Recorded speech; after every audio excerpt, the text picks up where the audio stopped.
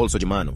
Así es, los escenarios antiguos estaban más que familiarizados con los bolsos, o tal vez objetos que los modernos perciben como tales.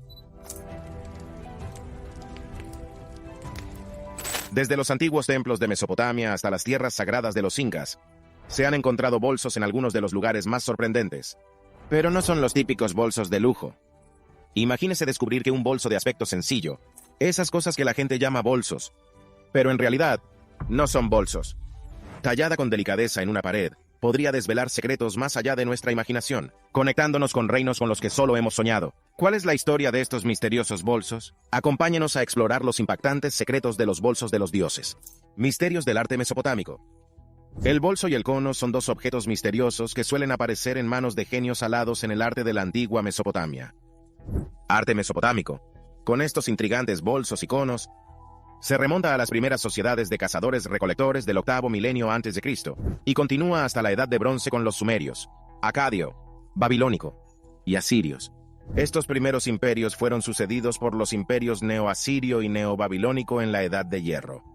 Mesopotamia, ampliamente considerada como la cuna de la civilización, era un hervidero de innovación cultural, incluyendo el desarrollo de los primeros escritos y obras de arte conocidos. El arte mesopotámico se centraba principalmente en formas duraderas de escultura realizadas en piedra y arcilla.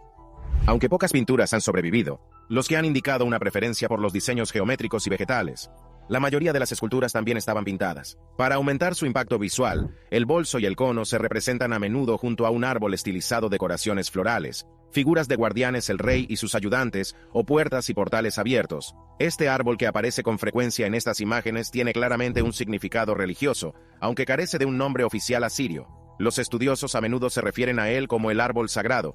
La forma general del árbol, su copa pelmet, y el arco circundante de palmetas sugieren que es más probable que sea una palmera datilera. La red de líneas onduladas que se extiende desde el árbol hasta otras palmitas indica canales de riego, sugiriendo que la escena podría representar un huerto de palmeras datileras. Sin referencias claras a este árbol en los documentos asirios, han surgido muchas teorías sobre su simbolismo. Una idea es que simboliza la fertilidad de la tierra asiria. Otra teoría, propuesto por el indólogo Parpola, sugiere que el árbol representa al rey de Asiria. Parpola extrae esta idea de los textos místicos judíos medievales de la Cábala, escritos siglos después, que describen un emblema arbóreo conocido como el árbol de la vida, o árbol sefirochku. Este árbol en la Cábala representa tres conceptos: la naturaleza del cosmos, la naturaleza de Dios y la naturaleza del hombre ideal. Parpola sostiene que el árbol sefirótico judío se basaba en el árbol sagrado asirio, lo que implica que el árbol asirio podría representar conceptos similares, siendo el hombre ideal el rey asirio.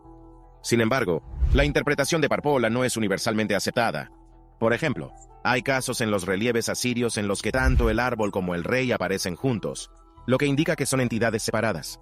Los genios, figuras semidivinas a menudo representadas frente a la entrada del palacio, estaban allí para proteger no solo al rey, sino a todos los cortesanos y visitantes. Así, parece más probable que sus gestos hacia el árbol y el rey simbolicen la protección contra el mal. Un rompecabezas global. Profundizar en el misterio de las antiguas tallas de bolsos. Es crucial comprender su prevalencia mundial. Estos intrigantes símbolos no se limitan a unas pocas regiones. Se encuentran diseminados por diversas civilizaciones de todo el mundo. Hagamos un recorrido por la historia, empezando en Mesopotamia, donde los bolsos adornan las obras de arte de los sumerios, asirios, babilonios, mitanni, fenicios y los antiguos armenios. Cruzar vastos océanos. Los encontramos en las culturas mesoamericanas, anteriores a los aztecas, mayas y incas, incluidos los olmecas, tolteca y tribus de Veracruz. Aventurarse más lejos. Los descubrimos en los reinos de Asia, representada por los hindúes de la India y las antiguas tribus de Indonesia. Más cerca de casa, los etruscos en Italia, el imperio hitita en Turquía, y los antiguos bosnios también dejaron su huella con estos símbolos, incluso en los petroglifos de los indígenas norteamericanos y en el antiguo yacimiento de Göbekli Tepe, que datan de hace 12.000 años. Estos bolsos persisten. Las pruebas son abrumadoras. Los bolsos están por todas partes. ¿Pero por qué? ¿Por qué diversas culturas antiguas representan el mismo objeto? La explicación más sencilla, favorecida por algunos científicos de la corriente principal, sugiere que estas tallas representan bolsos ordinarios, artefactos mundanos de la vida cotidiana. A primera vista, esto parece razonable. Después de todo, las bolsas son herramientas universales utilizadas por todas las culturas, como cuencos, palas o sillas. Todavía, tras una inspección más minuciosa, estos bolsos desafían la simplicidad. Con frecuencia aparecen en manos de deidades o en escenas míticas. lo que plantea interrogantes sobre su significado. Existe una sorprendente uniformidad entre las culturas. Si los bolsos fueran puramente utilitarios, esperaríamos una variedad de formas, talas y diseños. Todavía, notablemente, estas tallas representan bolsos casi idénticos. A menudo se celebran de la misma manera. Esta coherencia contrasta fuertemente con la diversidad de formas de otras creaciones culturales, desde armas hasta cerámica y música. Así que, ¿por qué estos objetos aparentemente ordinarios tienen tanta importancia en las mitologías de las civilizaciones antiguas? Algunos creen que las tallas de los bolsos tienen un significado más profundo, una antigua representación del cosmos. Según esta teoría, el asa de la bolsa simboliza el hemisferio celeste, mientras que la sólida base cuadrada representa la Tierra. También hay un aspecto espiritual, sugiriendo una conexión entre los aspectos materiales e inmateriales de la existencia, tendiendo puentes entre los reinos divino y terrenal. Sin embargo, es desconcertante que culturas con una sofisticada comprensión cosmológica y ricas tradiciones religiosas representen conceptos tan complejos con formas simples. Además, la aparición repetida de bolsos similares en todas las culturas cuestiona la idea de un símbolo cósmico universal. Algunos dan un salto más allá, que sugieren que estos bolsos se parecen a los de los diseñadores modernos, aludiendo a viajeros en el tiempo mezclados con civilizaciones antiguas. Aunque esta teoría pueda parecer descabellada, dadas las peculiaridades encontradas en las representaciones antiguas, no es del todo ilógico. Repetidamente, los antiguos grabados desenterrados en yacimientos arqueológicos parecen representar objetos o tecnologías que supuestamente las antiguas civilizaciones aún no habían inventado. Por ejemplo, hay una talla de la antigua Grecia que parece una mujer usando un portátil, con puertos para cables. Otra talla de un antiguo templo hindú representa a mujeres utilizando lo que parece un teléfono móvil y una tableta con un lápiz óptico táctil. Entonces, está la peculiar talla de la Catedral de Salamanca, construido hace siglos, mostrando lo que parece ser un astronauta. Algunos especulan que las desconcertantes representaciones halladas en tallas antiguas, que parecen representar tecnologías futuristas, podría implicar la existencia de viajes en el tiempo. Esta idea provocativa suscita una conexión lógica con las tallas de los bolsos. Si las civilizaciones antiguas de alguna manera tenían vislumbres o conocimientos de conceptos avanzados más allá de su tiempo, entonces quizá los extraños símbolos del bolso encierren un significado más profundo entrelazado con los misterios del tiempo y el espacio. Interesante. En un relieve asirio, las figuras que sostienen los bolsos se sitúan alrededor de un árbol. Algunas teorías sugieren que este árbol se asemeja a una bobina de Tesla operativa, un dispositivo inventado por Nikola Tesla a finales del 1800 para transmitir electricidad de forma inalámbrica. Por extraño que parezca, también se pueden encontrar representaciones de bobinas de Tesla en el antiguo Egipto, a menudo en templos importantes. Algunos incluso creen que el símbolo Ankh, un símbolo muy conocido en el antiguo Egipto, podría representar en realidad la tecnología de bobinas Tesla. Es concebible que los bolsos que llevaban estos antiguos personajes sirvieran para aprovechar la energía, similar a una batería recargable que extrae energía de las bobinas Tesla para alimentar una civilización avanzada. Profundizando en esta noción, considerar la representación olmeca de Quetzalcóatl, el dios serpiente emplumada, acunando a un hombre con un misterioso bolso. El hombre parece sentado dentro de un artilugio, posiblemente pilotando un aparato volador. Dado el protagonismo del bolso, ¿podría haber sido el suministro de energía para esta máquina? Más intriga surge cuando inspeccionamos una talla veracruzana, contemporáneos de los olmecas, con un parecido asombroso a un astronauta moderno equipado con soporte vital personal. Bolsos entre culturas. Mientras reflexionamos sobre los misterios del bolso, nos embarcamos en un viaje hacia lo desconocido.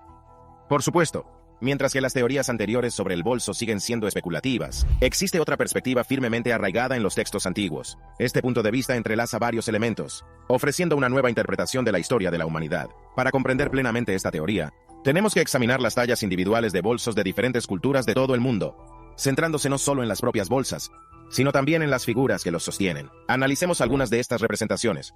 Primero, consider Quetzalcóatl, la venerada deidad olmeca adoptada por los mayas, aztecas, incas y otras culturas de América Central y del Sur. Según la leyenda mesoamericana, Quetzalcóatl surgió en la antigüedad, impartir conocimientos avanzados y habilidades como la agricultura, ingeniería, lies y la religión a los primeros pueblos de la región. Esencialmente, se convirtió en el progenitor de todas las antiguas civilizaciones de América Central y del Sur. Ahora, volvamos nuestra atención a un relieve asirio, con figuras que rodean un árbol, cada uno con un bolso en la mano. Este árbol, a menudo denominado árbol de la vida, posee un simbolismo significativo no solo en el arte asirio, sino también en diversas mitologías globales, religiones, y filosofías, representando la creación, el vínculo entre lo divino y lo mortal, y un depósito de sabiduría. Sin embargo, hay más en estas cifras de lo que parece. También sostienen piñas. A través de múltiples culturas, la piña simboliza la iluminación humana, conciencia espiritual, fertilidad y la vida eterna.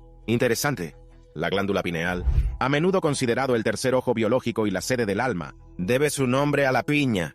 Juntos, Estos relieves transmiten una narrativa de iluminación, creación y una conexión espiritual con lo divino. Pero profundicemos en estas intrigantes representaciones. En Indonesia, especialmente en la isla de Sumba, encontramos otra representación de bolso en la que aparece Panji. En el folclore indonesio, Panji es una figura heroica de los cuentos conocidos como los cuentos de Panji, configurando el paisaje cultural durante siglos. Estas historias atribuyen a Panji hazañas a menudo asociadas con antepasados míticos, simbolizan aspectos de la creación y la vida, y ofreciendo un camino hacia la comunicación divina. En la India, encontrará una talla de bolso en el templo hindú de Brihadiswarar. ¿Quién se sienta delante? Nada menos que Shiva, la deidad suprema del hinduismo. Según las creencias hindúes, Shiva es el dios primordial que gobierna la creación, protección y transformación del universo, el creador supremo. Incluso dentro del arte asirio, no se limitan a las figuras que rodean un árbol. También los tiene el dios pez o Ans, una figura importante de la tradición mesopotámica conocida por varios nombres.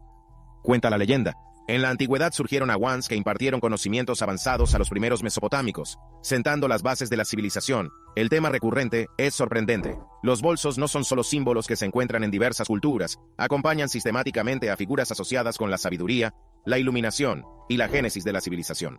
Este patrón sugiere una conexión más profunda, más allá de la mera coincidencia. Algunos especulan que este vínculo tiene un profundo significado tal vez incluso más allá de nuestra comprensión actual, símbolos de una civilización compartida. Existen otras creencias en torno a la finalidad de los bolsos, cada una de las cuales ofrece posibilidades interesantes. Algunos especulan con que estos bolsos servían como dispositivos de comunicación para seres extraterrestres que les permitían conectar con sus naves nodriza. El autor suizo Erich von Däniken propone que los bolsos eran dispositivos gravitatorios, asegurando que los antiguos astronautas permanecieran en tierra. Otros teorizan que los bolsos eran resonadores de frecuencia capaces de mover objetos masivos como monolitos gigantes. Los teóricos del astronauta ancestral proponen una perspectiva diferente, sugiriendo que los bolsos eran dispositivos de almacenamiento de ADN traídos por los Anunnaki para ayudar en la creación de la raza humana. Aunque los investigadores alternativos siguen divididos sobre la finalidad exacta de estos bolsos, coinciden en que estos artefactos conectaron sociedades distantes en el pasado, fomentar el conocimiento y la cultura compartidos. En su libro de 2015 Magos de los Dioses, Graham Hancock profundiza en el significado de estos bolsos.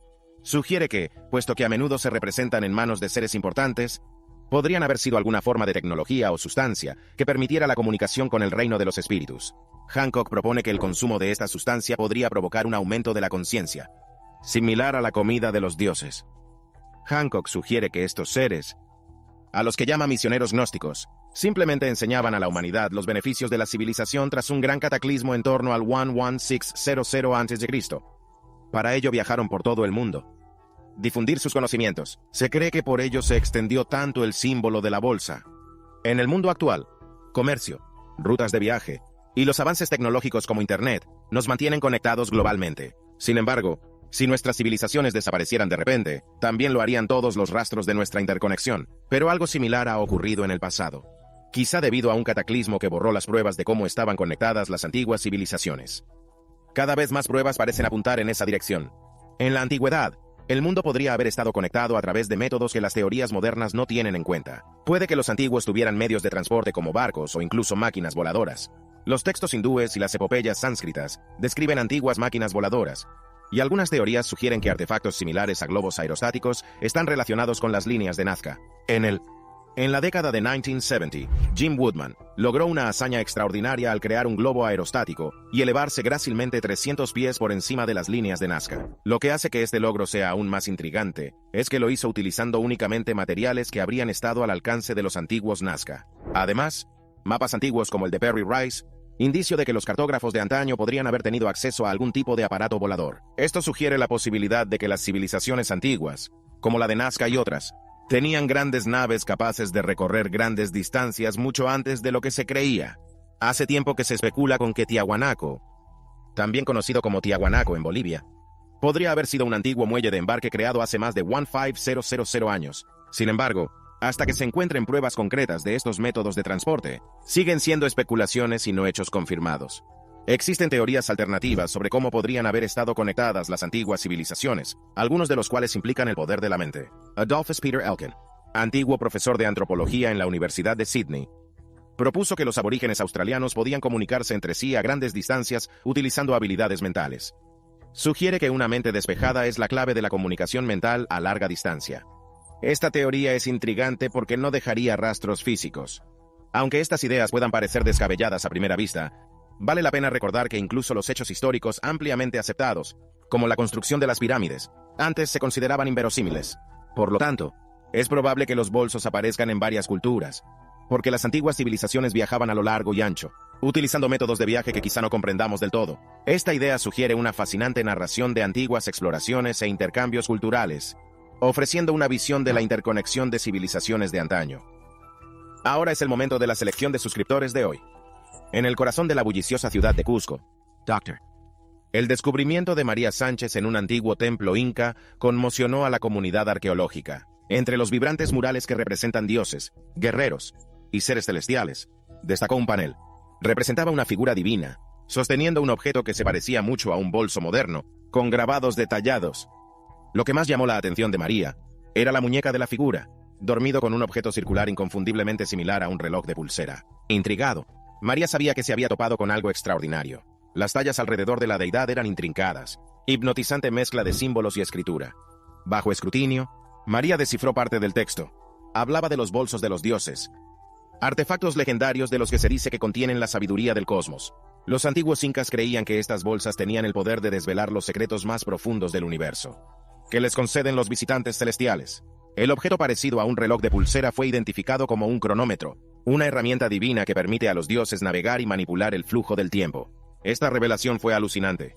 Sugirió la posibilidad de que civilizaciones antiguas conocieran o incluso tuvieran contacto directo con seres dotados de tecnología avanzada. Mientras María compartía sus hallazgos con el mundo, las implicaciones eran profundas. ¿Pero estos grabados indican que las sociedades antiguas tuvieron interacciones con seres extraterrestres? ¿Disponían de tecnologías avanzadas que hoy apenas empezamos a comprender? El descubrimiento de María en el templo inca confirmó lo que siempre había sospechado. Los bolsos de los dioses guardan secretos estremecedores. Descifrando el misterio. Algunos expertos sostienen que los bolsos y los conos no fueron sostenidos por los poderosos Anunnaki sumerios, como generalmente se especula. Argumentan que los Anunnaki eran 7 dioses principales, deidades celestiales con inmensos poderes, y no llevaban bolsas ni piñas. Si los Anunnaki eran de hecho antiguos alienígenas, su poder no provenía de estos objetos. Los seres que sostenían las bolsas y los conos son los semidioses o sabios Apkallu, de la mitología mesopotámica.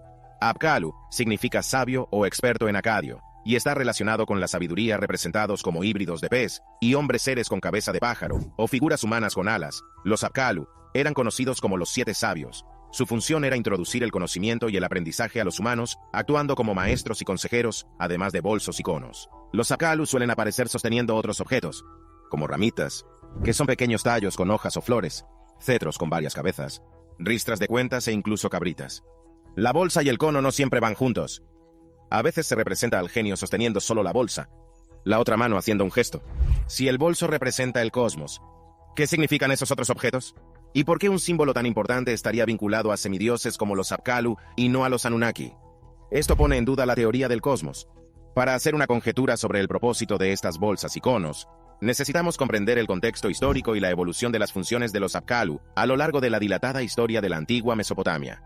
Durante aproximadamente 5000 años, la región entre los ríos Éufrates y Tigris fue testigo del auge y caída de varias civilizaciones interconectadas, incluidos los sumerios, acadianos, asirios y babilonios. Es posible que cada una de estas culturas haya dotado a estos símbolos de significados diferentes, reflejando la cambiante dinámica religiosa y social de su época. Ideas, historias, mitos, y se intercambiaban palabras continuamente. Heredado, adoptado, mezclado y reimaginado entre las culturas antiguas y sus vecinos. La primera civilización conocida, Sumer, se estableció hace unos 6500 años. La primera mención conocida del Apkallu aparece en un poema sumerio, la epopeya de Gilgamesh, hace entre 4100 y 3200 años.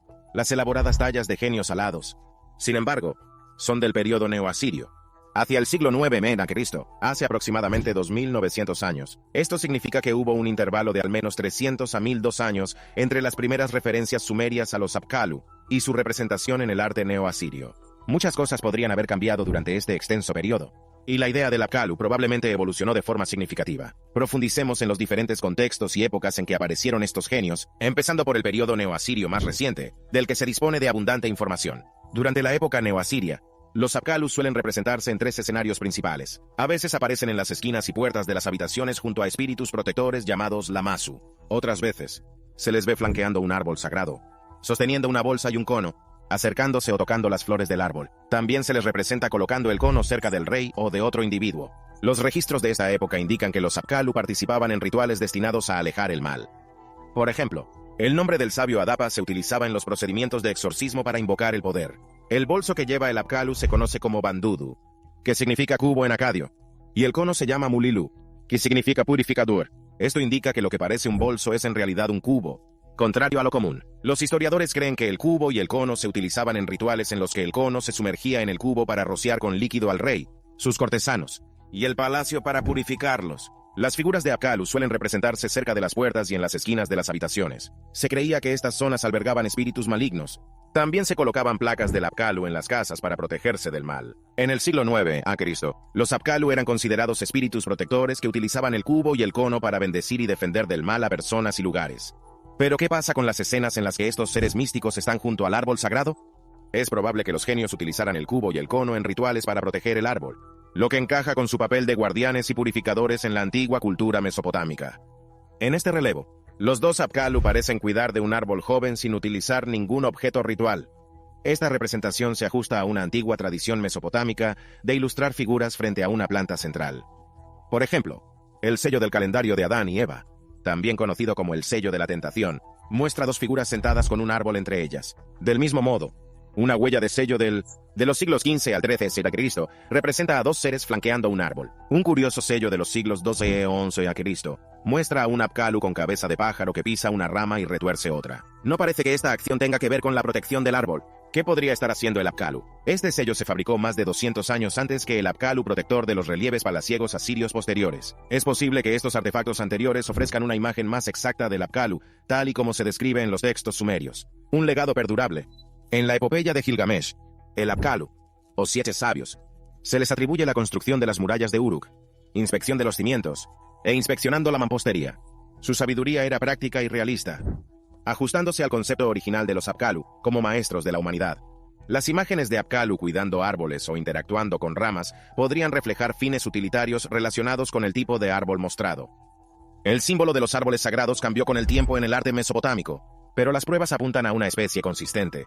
La palmera datilera. Los árboles sagrados neoasirios suelen presentar elementos estilizados, como nudos floridos o enredaderas entrecruzadas, pero la imagen central sigue siendo la misma. El tronco no ramificado y las espectaculares frondas en forma de abanico son característicos de las palmeras datileras. Las palmeras datileras están representadas en todo el arte asirio, reconocibles por sus frutos colgantes. En el jardín del rey, destacan las palmeras datileras, rodeado de sirvientes, soldados y caballos. Las ofrendas se muestran a menudo en palmerales. El árbol del sello de la tentación es una palmera datilera, con sus frutos bien visibles. El Apkallu agarrando una fronda de palmera datilera, con su característico tronco y copa, apoya esta identificación. El árbol sagrado de Mesopotamia fue probablemente siempre una palmera datilera. Estos árboles eran fundamentales en la vida mesopotámica, proporcionar alimentos y desempeñar un papel importante en las prácticas culturales y religiosas. La constante representación de palmeras datileras en el arte pone de relieve su importancia, que simboliza la fertilidad, vida y posiblemente protección divina. Comprender el papel de la palmera datilera nos ayuda a apreciar su lugar esencial en la antigua sociedad mesopotámica.